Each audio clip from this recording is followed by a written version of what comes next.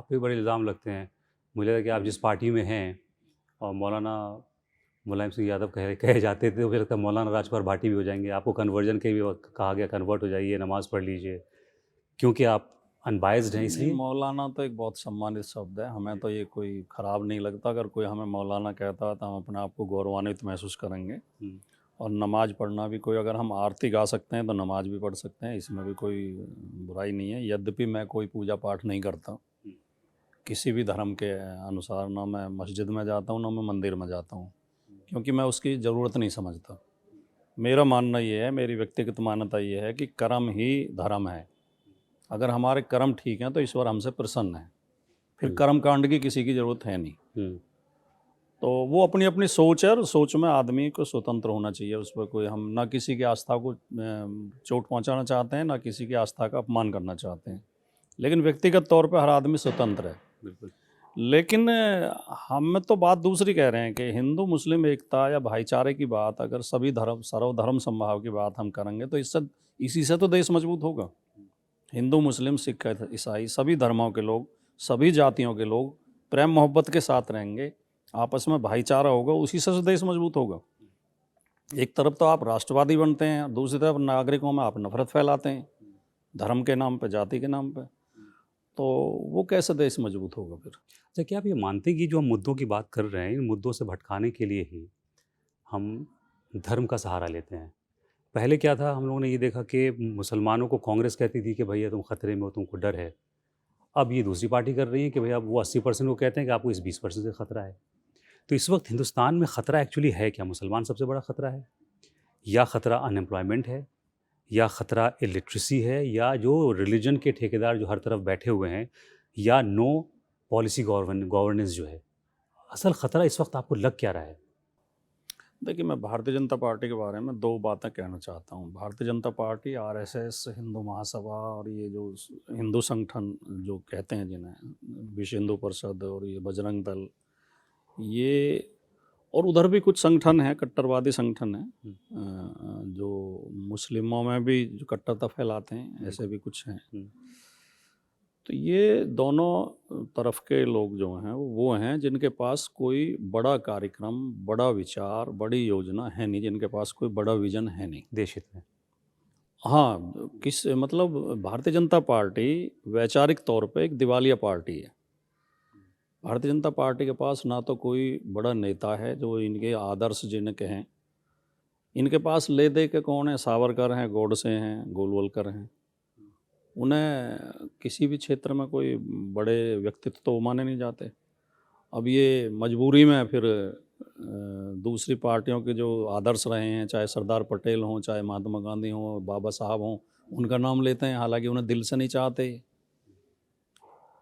तो अब ये एक तरफ गांधी जी की प्रतिमा पर जाके फूल भी चढ़ाएंगे और दूसरी तरफ गोडसे को भी मानेंगे जिसने गांधी जी की हत्या की थी। हम्म, तो ये इनका एक संकट है। तो जब इनके पास कोई बड़ी विचारधारा नहीं है तो ये केवल हिंदू मुसलमान के नाम पे ही वोट मांग सकते हैं। कोई राष्ट्र निर्माण की या समाज निर्माण की या समाज को आगे बढ़ाने की योजना इनके पास लंबी, मतलब गंभीर योजना कोई नहीं है। जैसे समाजवादी पार्टी के पास समाजवाद का नारा है, सामाजिक न्याय का नारा है कि सामाजिक न्याय मिलना चाहिए, जो दबे कुचले हैं, जो पीछे रह गए हैं, उन्हें आगे लाने के लिए आप लेकर आएँ। इस तरह की कोई योजना बीजेपी के पास है नहीं। वो सामंतवादी पार्टी है और तो गरीबों के खिलाफ ही राजनीति वो करते हैं, कमज़ोरों के खिलाफ, महिलाओं के खिलाफ। और दूसरा कारण ये है कि इनका गठन, जो आप इनका ओरिजिन देखेंगे नहीं, तो चाहे मुस्लिम लीग रही हो, चाहे हिंदू महासभा रही हो, दोनों का गठन अंग्रेज़ों ने ही कराया था। हम्म, अंग्रेज चाहते थे, डिवाइड एंड रूल की उनकी पॉलिसी थी कि हिंदू मुसलमान एक ना हो। तो उधर वो मुस्लिम कट्टरवादियों को पकड़ के कहते थे कि तुम हिंदुओं के खिलाफ बोलो, इधर से हिंदू कट्टरवादियों से कहते थे तुम मुसलमानों के खिलाफ बोलो, हम्म, कि दोनों लड़ते रहेंगे तो हमारा शासन कायम रहेगा। अब अंग्रेज तो चले गए देश से, ये अभी वहीं ठहरे हुए हैं, इनके दिमाग वहीं ठहरे हुए हैं।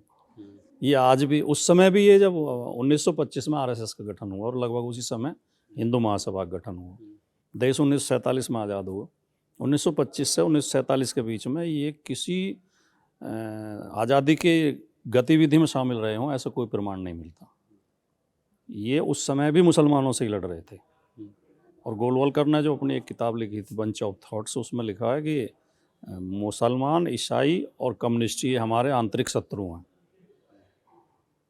तो उस समय लड़ रहे थे, लेकिन वही बात आज तक ये कहते आ रहे हैं। आज भी ये मुसलमान को ही अपना शत्रु मानते हैं, ईसाइयों को ही शत्रु मानते हैं।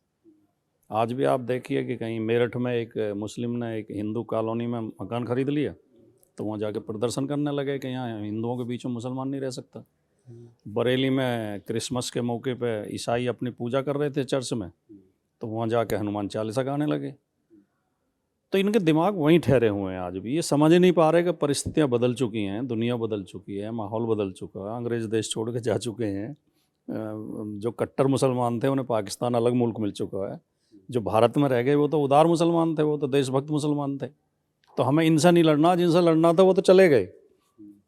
तो ये देखिए, लेकिन इस अंतर को समझ नहीं पा रहे हैं अभी। वो समझ नहीं वाले कि सबसे बड़ी दिक्कत इस वक्त ये है कि ये जो हिंदू मुस्लिम डिवीजन है वैचारिक तौर पे, ये आम इंसानों के दिमाग में घुस गया है। अब बीजेपी जो है, आप उसको चाहे कुछ भी कह लें, लेकिन नैरेटिव, मार्केटिंग, ब्रांडिंग में वो सुपीरियर है। 27 में उत्तर प्रदेश में इलेक्शन है, आपकी पार्टी है वहाँ पे, हुकूमत बीजेपी की है। अब आपके पास आपको दोहरी ताकत लगाने की ज़रूरत है। एक तो ये कि अपनी क्षमता बताना, दूसरे की सरकार ने क्या नहीं किया जिसको आप उजागर करेंगे। तो क्या रोड मैप है 27 के इलेक्शन का समाजवादी पार्टी का?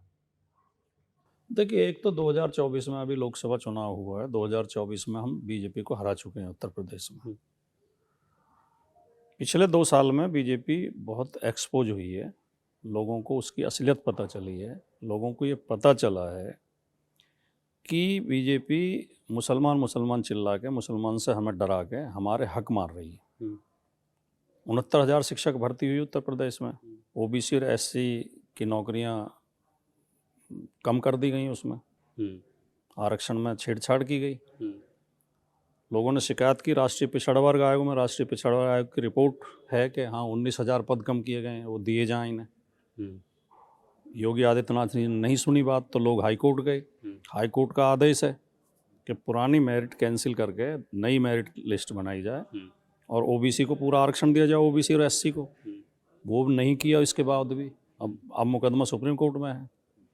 अभी पीछे 4-5 भर्ती निकली हैं अभी फ़िलहाल में ही, अभी तो भर्ती हुई भी नहीं है उत्तर प्रदेश। हाँ, जैसे राजस्व लेखपाल की निकली, उसमें ओबीसी के 717 पद कम कर दिए गए, 200 के करीब एससी के पद कम कर दिए गए। उसमें अखिलेश यादव जी ने आवाज़ उठाई, तो फिर जब सोशल मीडिया पे वो चला तो ये डर गए, इन्होंने दूसरा विज्ञापन निकाला और वो आरक्षण पूरा किया। इसी तरह मेडिकल ऑफिसर्स की जगह निकली हैं, उनमें भी धांधली है। तो ये चीज़ें अब ओबीसी को, जिसे जो अखिलेश जी ने एक नारा दिया पीडीए का, तो पिछड़ा, दलित, आदिवासी, अल्पसंख्यक और आधी आबादी जो महिलाओं के साथ भी अन्याय होता है। डॉक्टर लोहिया जब नारा देते थे कि संसोपा ने बांधी गांठ, पिछड़ा पावे 100 में 60, तो उनके उस 60 में महिलाएं भी थीं। वो कहते थे महिलाएं किसी भी जाति की हों, वो पिछड़ी ही हैं, तो उन्हें भी विशेष अवसर देना चाहिए आगे लाने के लिए। तो ये इन वर्गों की अब समझ में बात आ गई है और ये वर्ग बीजेपी के खिलाफ खड़े हैं और समाजवादी पार्टी बहुत मजबूती के साथ 2027 की तैयारी कर रही है।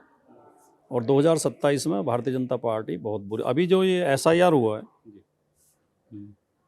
एसआईआर में समाजवादी पार्टी के कार्यकर्ताओं ने बहुत शानदार काम किया और ये बीजेपी के लोग भी मान रहे हैं। और योगी आदित्यनाथ इसलिए बौखलाए हुए हैं कि हमारी वोट कट गई।